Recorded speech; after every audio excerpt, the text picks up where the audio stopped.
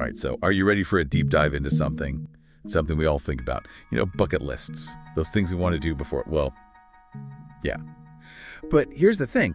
In a world of, instant connections and digital nomads, do bucket lists even make sense anymore? That's a good question. That's what's fascinating. This whole idea of a bucket list, bumping up against a world that's like changing faster than ever. I mean, are these lists just about checking boxes? Or is there something deeper, like something about like the human need for experience and meaning? Yeah. And we have got this really interesting article from the Times Magazine. Yeah. And they're profiling a family who basically went all in on the classic bucket list dream, sold everything to travel the world. But then there's a plot twist.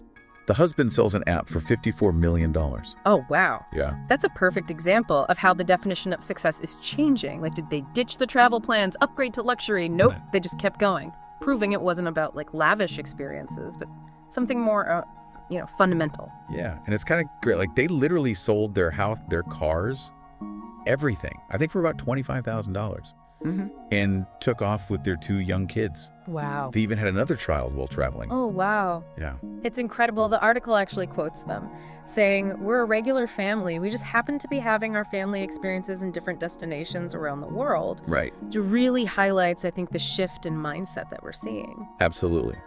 But here's the thing that made me stop and think.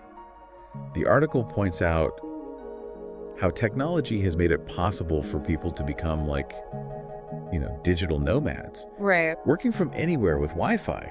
They even mentioned someone's 75-year-old husband who's doing it. So this ties into like a much bigger shift. Technology is like reshaping where and how we work. Like blurring the lines between our professional and personal lives. Yeah, exactly. So does this mean the traditional bucket list idea of travel the world needs like a serious update? And the article dives into how technology has made travel so much more accessible in the past like 25 years, especially I think like since 2000. Yeah. We're talking about like, affordable smartphones, widespread Wi-Fi, instant communication. It's like crazy. Yeah. It's incredible how quickly things have changed. Yeah. Think about it. Our physical location can be anywhere, but we're constantly connected. This raises the question, in this hyper-connected world, do we even need a bucket list? Or do we need to reframe the whole concept of what we're striving for? That's where the article gets into this idea of a bucket list really being more of a dream list, unique to each person. Right. But they also bring up like the reality check that not all dreams are created equal. Right. Yeah, exactly. The article points out the limitations that many of us face, like time, money, health, family obligations. This family chose travel above everything else, even financial stability, which is a pretty bold move. That's wild. Yeah. And they contrast that with people who prioritize like owning a big house or having, tons of money. Yeah. And I have to admit, I felt a little called out there. Sure. It really makes you think about your own priorities. It does, and that's the key point. There's no right or wrong answer. This isn't about judgment. It's about self-awareness.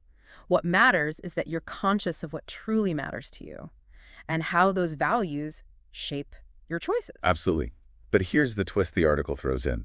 There's one thing we should all prioritize, even though it's not entirely within our control, and that's our health. Yeah. They bring up that classic, health, wealth, and happiness saying, arguing that those are the foundations for a fulfilling life. Yeah, and what's important here is that they don't just use these words as generic concepts. They break it down. Like, health isn't just about avoiding illness. It's about, physical health. Yeah. Mental well-being, and having the energy to actually do the things you dream of. Right, and that's where the story of their friend comes in, Dave Dana. A few years ago, he was struggling with obesity, depression, debt, you name it. Yeah. He was in a really tough spot, lacking the energy and resources to pursue anything on a traditional bucket list. But get this, in just 18 months, he completely transformed his life. It's crazy. Talk about a real-life comeback story. He lost 135 pounds, cleared his debt, finished his MBA, got married. This guy's story shows it's never too late to turn things around. He even has this catchphrase, "If I can do it, so can you." That's pretty amazing. It is. It's inspiring, right? It speaks to the power of mindset and resilience. It's not just about setting goals, it's about believing in yourself and taking action even when it feels impossible. This goes beyond a bucket list. It's about building a foundation for any kind of fulfilling life. Yeah, but here's the other side of the coin. While Technology's opened up these incredible possibilities. Travel work information at our fingertips. It's also brought some serious challenges. Right. The article doesn't shy away from that. They highlight issues like, the impact of social media on mental health, addictive behaviors, the spread of fake news, online trolling. It's a lot to grapple with. And let's be real. How many of us have lost hours scrolling through social media? Too many. The article even mentions studies that show limiting social media to 30 minutes a day can reduce feelings of inadequacy and actually free up time for real-life experiences. It's like technology is this double-edged sword, offering amazing potential, but also demanding that we use it wisely. It is. It's a crucial point. It's not about demonizing technology. It's about being mindful of its impact and making conscious choices about how we engage with it. The question is, how do we use these tools to enhance our lives, not detract from them? And that brings us to the big question. How do we balance the traditional idea of a bucket list with this rapidly changing world? Are they even compatible? Right. And that's exactly what we'll unpack in the next part of our deep dive. We'll explore how these big ideas translate into action and what it means to create a fulfilling life in this digital age. So we talked about this family, right? Who chucked it all for travel, even after a windfall. That would make most of us rethink our entire existence. It just seems like they're living proof that maybe a bucket list isn't about the list itself, but about figuring out what really lights you up. Yeah, that's the heart of it, isn't it? This family story challenges, I think, the traditional notion of achievement. They've shown us that a fulfilling life isn't necessarily tied to, checking off boxes, but to aligning your actions with your values. Yeah. And speaking of values, we talked about those 3 pillars the article highlighted: health, wealth, and happiness. Not just as buzzwords, but as foundations for a life that feels truly rich. Right. And remember how they broke those terms down. Right. Health isn't just about being free from illness. It's about having the physical and mental energy to actually, pursue your passions. Wealth isn't just about a big bank account. It's about having the resources and the freedom to make choices that align with your values. And happiness, that's not just about fleeting moments of joy. It's about a deeper sense of contentment and purpose. But here's where it gets really interesting. The article suggests that a bucket list should actually flow from those foundations, not the other way around. Right. So it's this is where we move beyond the idea of a bucket list as a checklist of external achievement. Right. It's about crafting a life that feels authentic and meaningful, and then allowing your bucket list to be a reflection of that. Okay, I'm all in on this idea, but how do we actually do that? How do we shift from chasing arbitrary goals to creating a life that feels genuinely fulfilling? That's the million-dollar question, right? Yeah. And honestly, there's no single right answer. But the article does offer some valuable insights. It encourages us to be intentional with how we spend our time and energy. Okay. So instead of just reacting to whatever comes our way, we need to be more deliberate about our choices. So are we saying yes to things that bring us joy, or just because we feel obligated? Yeah, precisely. It's about asking ourselves tough questions like, is this activity truly adding value to my life? Is this relationship energizing me or draining me? And then having the courage to make adjustments based on, our honest answers. This reminds me of something else the article emphasized: the importance of being present and appreciating the journey, not just focusing on the destination. Yeah, that's a really powerful point. We can get so caught up in planning for the future, chasing that next big thing on our list, Yeah. that we forget to savor the everyday moments that make up our lives. Yeah. It's like they said, life is what happens when you're busy making other plans. I've definitely been guilty of that. Sometimes I get so fixated on a goal that I miss out on the joy of the process. Absolutely. And think about it. Sometimes the most memorable experiences are the spontaneous ones, like the unexpected detours that weren't on the original itinerary. That's so true. Those unplanned adventures often become the best stories. It's life's reminding us to loosen our grip on the plan Yeah. and be open to new possibilities. Right. That sense of wonder and discovery is what keeps things exciting. But let's not forget about the elephant in the room, technology. It's been a game changer for travel, work, and connecting with the world, but But as the article pointed out, it's not all sunshine and rainbows. There's a dark side to this digital world that we can't ignore. right, they talked about, the addictive nature of social media, the constant comparison trap, the spread of misinformation. It's easy to get sucked into a vortex of negativity and distraction. Oh, yeah. And speaking of distraction, think about all the hours we lose. Scrolling endlessly through our feeds, it's like our attention spans are being hijacked. I remember reading that study mentioned in the article about limiting social media to 30 minutes a day. Apparently, it can do wonders for our mental well-being Mhm. and free up time for real-life experiences. Yeah. It's a reminder that we need to be conscious consumers of technology. Right. It's not about rejecting it altogether, but about using it in a way that serves our goals and values, not the other way around. Right. Yep. So how do we find that balance?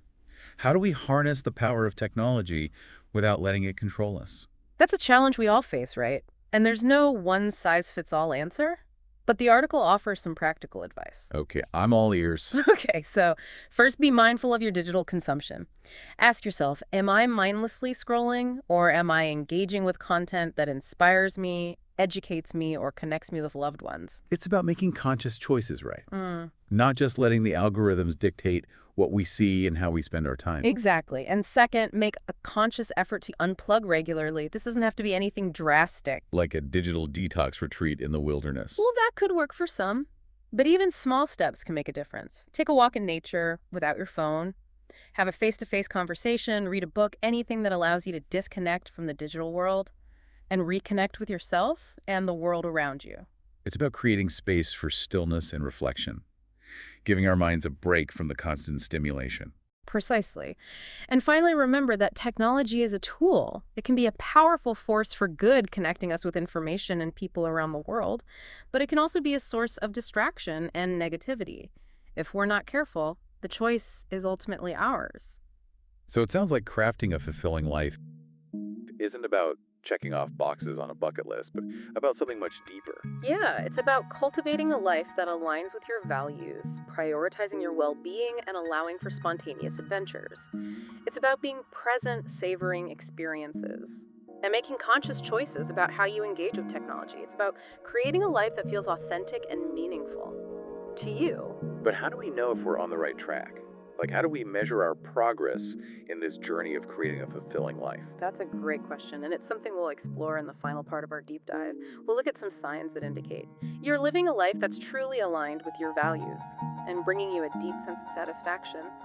Okay, so we've really dug into this whole bucket list concept. Yeah. You know, how it's evolving, the impact of technology, Yeah. the importance of those core foundations of health, wealth, and happiness. Right. But now I'm thinking, how do we even know if we're actually living a fulfilling life? Is there some kind of secret formula we're missing? I wouldn't say there's a secret formula, but there are definitely some signs you can look out for. You know, it's less about checking off boxes and more about paying attention to how you feel. Okay, I'm all ears. What are those signs? Give me the inside scoop. Okay, so first and foremost, pay attention to your energy levels. Okay.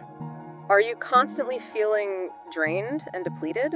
Or do you wake up feeling energized and excited about the day ahead? Yeah, I can definitely relate to that. Some days I feel like I'm running on fumes, just going through the motions. Right. And other days I'm bouncing off the walls with enthusiasm. So what's the difference? It could be a sign that something's out of alignment, you know? Maybe you're spending too much time on activities that drain you, or you're not prioritizing things that bring you joy. Right. It's about noticing those energy dips and asking yourself, what's causing this? What can I adjust to create more balance? That makes sense. It's like doing an energy audit on your life. Exactly. So if we're dragging ourselves out of bed every morning, that's a pretty clear sign something needs to change. Yeah. What else should we be looking for? Another important indicator is your level of engagement. Okay. Are you feeling passionate about your work, your hobbies, your relationships, or are you just kind of going through the motions, feeling disconnected and uninspired? This is hitting home for me. I remember when I was stuck in a job that I hated. Right. I felt like a zombie, just going through the motions. It wasn't until I found work that I was truly passionate about that I started feeling alive again. Exactly. It's about identifying the things that light you up, that make you feel excited to get out of bed in the morning. Right. And if you're not feeling that spark, it might be time to explore new possibilities, you Yeah. know? Yeah. To step outside your comfort zone and see what else is out there. So it's not just about setting goals, but about finding activities that genuinely resonate with you. Right. That tap into your strengths and passions. Exactly. What about our relationships? How do they factor into this whole equation of living a fulfilling life? Oh, our relationships are a huge part of our overall well-being, Yeah. Pay attention to the people you spend the most time with. Okay. Do they lift you up and support you? Or do they bring you down with negativity and drama? I've definitely experience both types of relationships. Right? Like, being around positive, encouraging people is like a breath of fresh air. Yes. It just energizes you and makes you feel like you can conquer the world. Yeah. But negative people, they can suck the life out of you. Yeah. It's like they're vampires feeding off your energy. That's such a great analogy. Yeah. And it highlights how important it is to be mindful of who we allow into our inner circle. You know, surrounding ourselves with people who inspire us, challenge us, and make us feel good about ourselves is crucial for living a fulfilling life. So let me get this straight. If we're feeling energized, waking up excited about the day, engaged in our pursuits, and surrounded by supportive people, we're on the right track. Those are all great indicators that you're living a life that's aligned with your values and bringing you a sense of purpose and happiness. Okay. But remember, it's an ongoing process, not a destination. That's a good point. 8. There will be ups and downs, times when we feel lost or uncertain. Life isn't always going to be a smooth ride. Exactly. The key is to stay curious, to keep learning and growing, and to be willing to adjust course when things aren't working. Right. Don't be afraid to experiment, to try new things, and to step outside your comfort zone. It's like that old saying, the only constant is change. We have to be adaptable and embrace the unexpected twists and turns that life throws our way. Exactly. And remember that article we started with? They made a powerful point that really stuck with me. They said if we focus on building a solid foundation of health, wealth, and happiness, a bucket list will naturally unfold from there. Okay. It's not about forcing it. It's about creating a life that's so rich and meaningful that the bucket list becomes an expression of that, not the driving force. I love that. It's not about checking off boxes, but about living a life that feels authentic and true to ourselves. Exactly. So as you move forward, remember to be intentional with your time and energy, cultivate a positive mindset, and surround yourself with people who inspire you. And most importantly, trust that you're on the right path even when things get a little bumpy. That's a great message to end on. This deep dive has really given me a fresh perspective on what it means to live a fulfilling life. It's not about chasing some arbitrary list of achievements, but about creating a life that feels good on the inside and reflects our values on the outside. It's been a pleasure exploring these ideas with you. Thanks for joining us on this deep dive. And to all of you listening, keep exploring, keep dreaming, and keep living a life that sets your soul on fire. Until next time.